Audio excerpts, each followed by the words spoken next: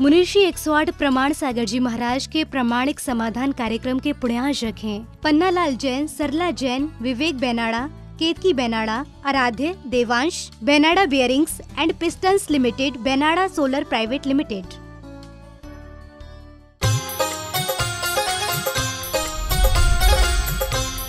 प्रामाणिक समाधान। नमोस्तु गुरुदेव। इस पंचम काल में श्रावक का सबसे उत्तम कार्य कौन सा है? देखिए, उत्तम करने योग्य कार्य तो वही है जिससे अपना कल्याण हो। तो अपनी आत्मा के कल्याण के मार्ग में लगो, वही हमारे जीवन की सबसे बड़ी उपलब्धि है। तुमने कितना धन कमाया, पैसा कमाया, परिवार बसाया, प्रतिष्ठा पाई, दुनियादारी की चीज़ों में तुमने कितनी सफलता पाई, इसका कोई मायना नहीं। तुमने अपने जीवन को कितना सुधारा, कितना संवारा, जीवन के कल्याण के लिए तुमने क्या किया, महत्वपूर्ण यही है जिसे हमें सर्वोच्च प्राथमिकता के साथ कर लेना चाहिए। नमोस्तु गुरुदेव। गुरुदेव, आज के समय में बच्चे धार्मिक स्थल पर जाने में कम रुचि लेते हैं और अगर ले जाते हैं तो वो बस वहाँ पिकनिक ही मनाते हैं, तो हम क्या करें? कि हमें बचपन से ही बच्चों के हृदय में तीर्थों की महत्ता का पाठ पढ़ाना चाहिए।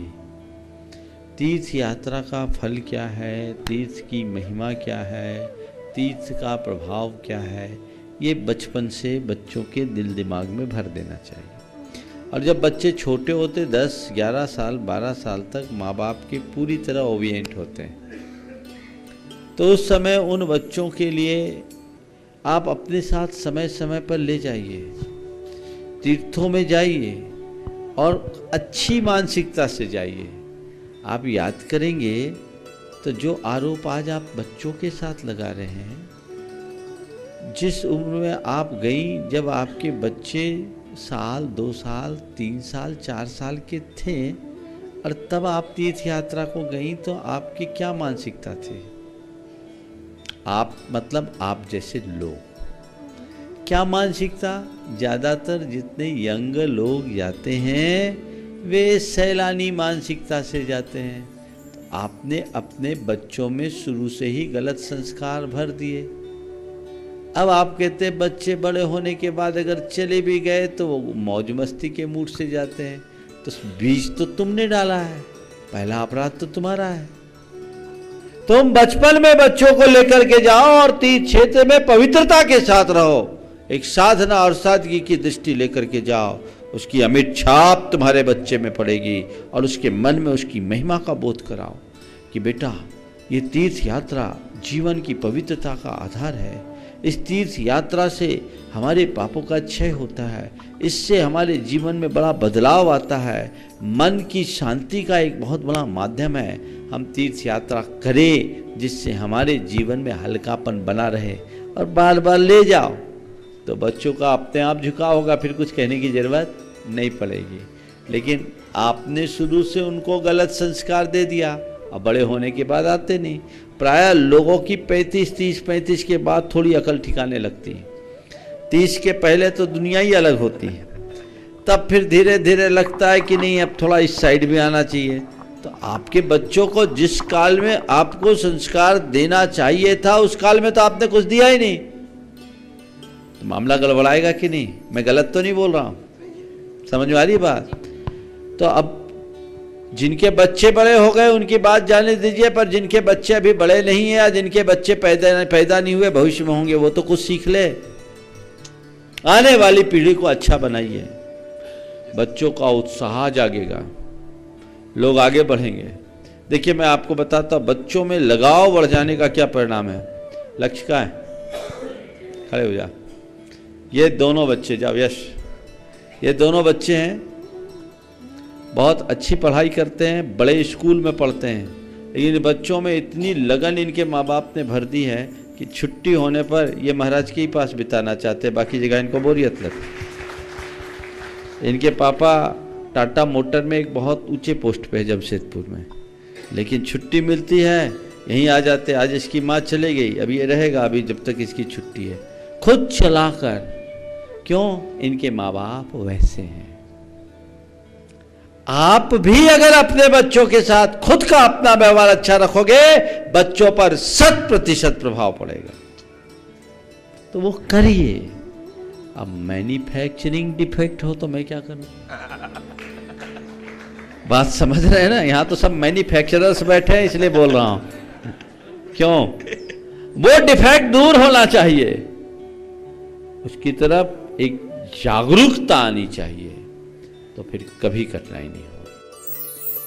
नमोस्तु गुरुदेव। महाराज श्री, मैं आपके चरण छू सकूं और भगवान का अभिषेक कर सकूं, ऐसा मुझे जन्म प्राप्त करने के लिए क्या करना होगा?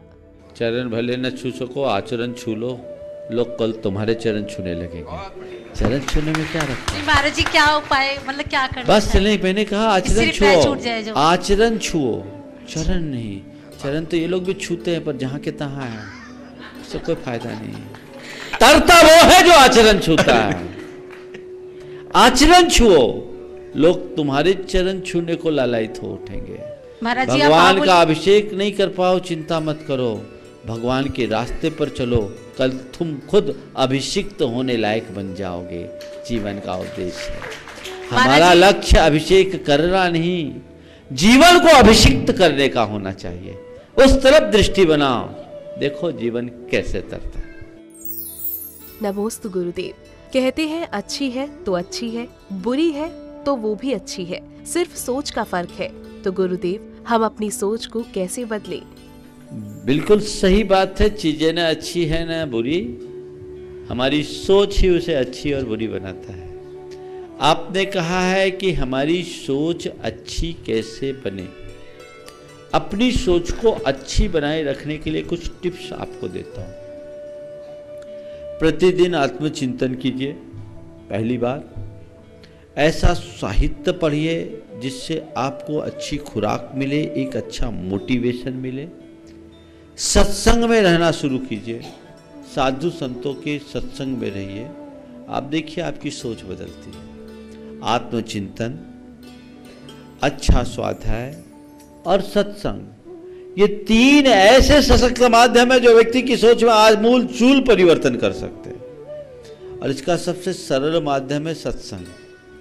अंतरंग से यदि व्यक्ति सत्संग में जुड़ जाता है तो उसकी सोच में आमूल चूल परिवर्तन घटित हो जाता है, और ये परिवर्तन उस व्यक्ति को कहीं से कहीं पहुंचा देता है।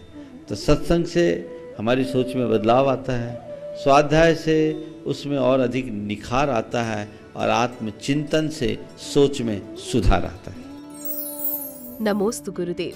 कहते हैं पेड़ ही जीवन है, सब कुछ वो जीवन भर देता ही है, उनका अंत होता है तो वो कहाँ जाते हैं? हम तो ये जानते हैं कि पेड़ जहाँ जाए या न जाए, पर पेड़ हमको बहुत ऊपर पहुँचा देते हैं। हमारे 24 तीर्थंकरों में जितने भी तीर्थंकर हुए, सबको केवल ज्ञान पेड़ों के नीचे ही हुआ। दीक्षा भी उन्होंने पेड़ के नीचे ली, क्योंकि पेड़ ऊर्जा का एक बहुत बड़ा स्रोत होता है, और वृक्षों के नीचे हमें सकारात्मक ऊर्जा मिलती है। ये एक प्रयोग सिद्ध है आज के युग में, इन पर बहुत सारे रिसर्च भी हुए। आपने पूछा पेड़ों की गति क्या, वो एक इंद्रिय है। पेड़ जो कुछ भी करते हो बुद्धिपूर्वक नहीं करते, वह प्रकृति सुलभ लक्षण होता है। और एकेंद्रीय प्राणी मर करके मनुष्य भी बन सकता है, तिर्यंची भी बन सकते हैं, इसके अलावा और कुछ नहीं हो सकता है। हो सकता है आज एक पेड़ खड़ा हो, परोपकार किया हो, और उस पेड़ की आयु पूरी हो, वही पेड़ एक परोपकारी पुरुष के रूप में भी जन्म ले सकता है, और सारे जीवन अपने परोपकार प्रद छाया से पूरी सृष्टि को शांति भी दे सकता है। बस स्वर्ग और नरक जाने की व्यवस्था एक इंद्रिय और विकलेंद्रियों को नहीं। नमोस्तु गुरुदेव। आत्मा और शरीर दोनों एक दूसरे के पड़ोसी हैं। जब आत्मा को तपाया जाता है तो शरीर पड़ोसी धर्म निभाकर उसका सहयोग करता है, जबकि शरीर बीमार पड़ जाता है तो आत्मा उसका सहयोग क्यों नहीं करती? क्या आत्मा और शरीर में लड़ाई होती है? आत्मा और शरीर एक दूसरे के पड़ोसी है। आपने कहा आत्मा को कोई तकलीफ होती है तो शरीर उसका साथ देता है पूरा जीवन भर, लेकिन शरीर बीमार पड़ता है तो आत्मा उसका साथ क्यों नहीं देता है? आपने ठीक तरीके से इस गठबंधन को समझा नहीं। शरीर के बीमार पड़ने पर आत्मा पूरी तरह साथ देता है, बशर्ते शरीर आत्मा की बात माने। तुम्हारे शरीर में बीमार होना तो उस समय आत्मा अंदर से कहती तू बीमार है ही नहीं, तू बीमारी का अनुभव मत कर, ये बीमारी तो बाहर की परिणति है, मुझे देख, मेरे साथ जुड़ जा, तेरे जीवन में कितनी भी बीमारी होगी पीड़ा रंच मात्र नहीं होगी, मुझसे जुड़ेगा तुझे रंच मात्र पीड़ा नहीं होगी, उस पीड़ा को देख, उस पीड़ा से मुक्त हो जा। तो आत्मदृष्टि होते ही शरीर की वेदना शांत होती है। लेकिन हम लोग शरीर में इतने रम जाते हैं कि आत्मा को याद ही नहीं करते। मैं एक घटना सुनाता हूँ। सन 1993 में मुझे मलेरिया का भयानक प्रकोप आया। 60 दिन तक मैं मलेरिया से ग्रसित रहा। गुरु चरणों में रामटेक में था। प्रतिदिन 1 घंटे के अंतराल से मुझे बुखार आता और 4, 5, 6 पहुंच जाता। एक रोज बुखार करीब आधा घंटा बिफोर आ गया। अब मेरा आहार चल रहा था, चौके में ही बुखार आ गया। रामटेक की बात है 1993 की। और बुखार के कारण जो कुछ भी आहार में लिया उल्टी हो गई। गर्मी प्रचंड थी, बारिश हुई नहीं थी। और उस रोज मुझे 107 डिग्री फीवर आ गया। बुखार कितना? 107। गुरुदेव को मालूम पड़ा, वो मेरे कक्ष में आए। मैं बेसुध सा पड़ा था। जब उनके हाथ का मृदु स्पर्श मुझे लगा, मैं हड़बड़ा कर उठा, देखा गुरुदेव बैठे। मैंने नमन किया। उनने मेरे सिर पर हाथ फेरा, केवल इतना ही कहा, समय सार याद है? मैंने कहा जी। समय सार याद है? मैंने कहा जी। बोला बस उसी को ख्याल रखो। थोड़ी देर बाद वो चले गए। मैं लेटा और अपने आत्मचिंतन में खोया। 15 मिनट बाद मेरे बदन से पसीना आना शुरू हुआ और 1.5 घंटे बाद जब मेरे टेम्परेचर को नापा तो 99 हो गया। आप लेना सीखिए। आप खुद आत्मा की उपेक्षा करते हो। शरीर आत्मा की तरफ देखे ना तो शरीर की स्थिति भी ठीक हो जाएगी। और आत्मा है तभी शरीर का महत्व है, उसके बाद तो मुर्दा हो जाओगे। छूने पर भी नहाना पड़ेगा। इसलिए आत्मा को कभी मत भूलो, वही सबका आधार है। नमोस्तु गुरुदेव। फूल कभी 2 बार नहीं खिलता, जन्म कभी 2 बार नहीं मिलता। मिलने को तो हजारों लोग मिल जाते हैं, लेकिन हजारों गलतियों का क्षमा करने वाला गुरुवर नहीं मिलता। इन पंक्तियों का आखिर क्या अर्थ है? जो तुमने बोला है वो पंक्तियां अपने आप में उनका अर्थ है बोलती है, इसे बताने की जरूरत नहीं है। बस इस दुर्लभता को समझो और जीवन का सदुपयोग करने की कोशिश करो। नमोस्तु गुरुदेव। हमारे परिचय चिन्ह पर जैनम, जयतु, शासनम लिखा आता है, पर कुछ लोग इसका गलत प्रचार कर रहे हैं। गुरुदेव आप समाधान करें। देखिए, जो लोग भी ऐसा कर रहे हैं वो सांप्रदायिक विद्वेष के अभिनिवेश से कर रहे हैं। कुछ लोगों के मन में एक दुराग्रह जैन और जैन धर्म के प्रति बन गया है। ये उनके देशपूर्ण मानसिकता की बात है। अगर उन्होंने जैन धर्म के मूलभूत सिद्धांतों को ठीक तरीके से समझा होता तो इस प्रकार के उद्गार ही नहीं निकलते हैं। जैन धर्म एक ऐसा धर्म है जो प्राणी मात्र के कल्याण की बात सोचता है। हम लोग जब रोज भगवान की पूजा अर्चा करते हैं तो पूजा अर्चा के बाद भगवान से कुछ चीज़ें मांगते हैं, लेकिन अपने लिए एक भी चीज़ नहीं मांगते। शांति पाठ करते हैं तो क्या मांगते हैं? होवे सारी प्रजा को सुख बलियुत हो, धर्मधारी नरेशा। होवे वर्षा समय पे, तिल भर न रहे, व्याधियों का अंदेशा। होवे चोरी न जारी, सुसमय वर्ते, होए न दुष्काल भारी। सारे ही देश धारे जिन विष को, जो सर्व सौख्यकारी। सारे संसार में सुख की कामना, सारे संसार के हित की कामना, सारे संसार के कल्याण की कामना, ये जैन धर्म की विशिष्ट पहचान है। और इसलिए जैन प्रार्थना में हर जैन अपने हृदय से उद्गार करता है कि सारे संसार में ऐसे लोगों का विस्तार हो जो सबके कल्याण की बात करे, कल्याण की बात सोचे, जिए और जीने दो का संदेश दे, ताकि धरती पर अमन, चैन, सुख और शांति का साम्राज्य स्थापित हो। ये इसके पीछे की मूल भावना है। इसका अर्थ ये नहीं कि जैनियों की कोई राजनीतिक पार्टी है वो दिल्ली में शासन करे। जैनियों की न कोई जाति है, जैनियों का न कोई प्रांत है, जैनियों की न कोई भाषा है, जैनियों का न कोई क्षेत्र है।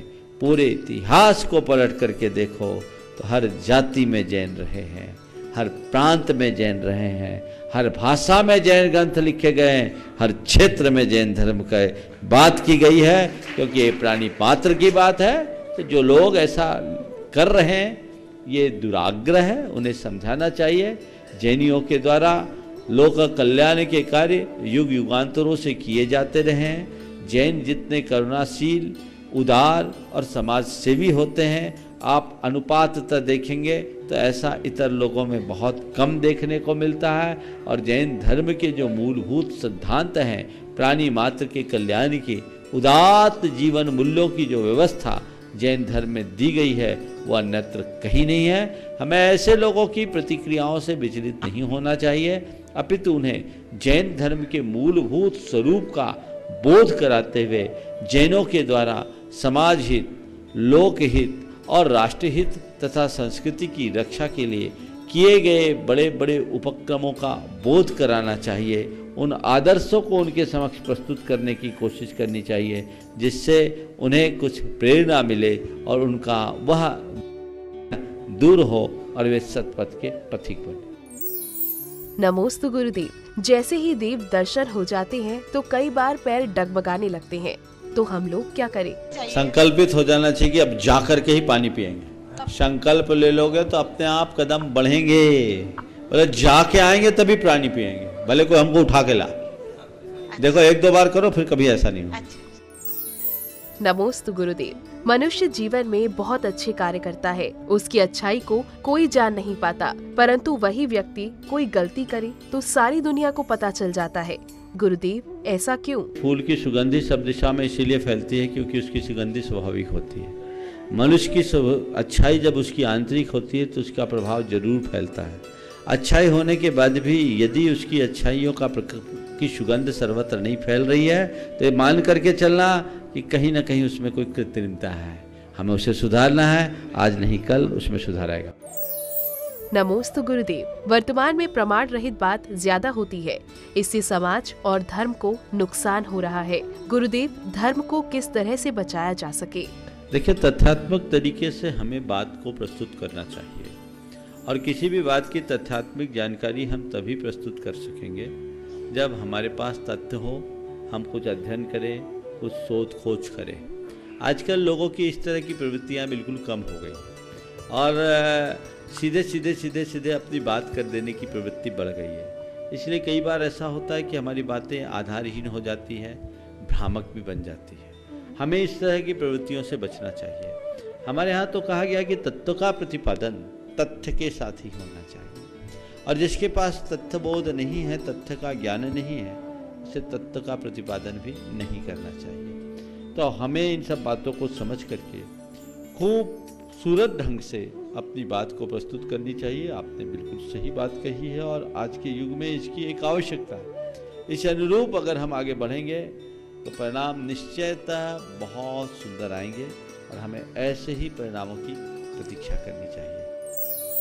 नमोस्तु गुरुदेव। गुरुदेव, एक वृक्ष कभी इस बात पर दुखी नहीं होता कि मैंने कितने फूल जमीन पर गिरा दिए, वह हमेशा नए फूल के निर्माण में व्यस्त रहता है। तो हमने तो बहुत कुछ जीवन में खो दिया, इसकी पीड़ा भूलकर हम नया क्या करें? हमने जीवन में जो खोया उसे न देखकर पाने की संभावना की तरफ अपना ध्यान कैसे केंद्रित करें? हमेशा नया होने की संभावना पर जिसकी दृष्टि होती है वो खोने की कभी चिंता नहीं करता। अपनी क्षमता और संभावनाओं को देखो, अपने अंदर की क्षमता और संभावना को पहचानोगे तो जो खोया है उसकी तरफ तुम्हारा कभी ध्यान नहीं जाएगा। तो मैंने क्या खोया उसको भूल जाओ, मैं क्या कर सकता हूं उसे याद करो, तो सब खो देने के बाद भी सब कुछ पा सकते हैं। प्रामाणिक समाधान। मुनिषी 108 प्रमाण सागर जी महाराज के प्रामाणिक समाधान कार्यक्रम के पुण्यार्जक थे पन्नालाल जैन, सरला जैन, विवेक बेनाड़ा, Ketaki Benada, Aaradhya, Devansh, Benada bearings and pistons limited, Benada solar private limited.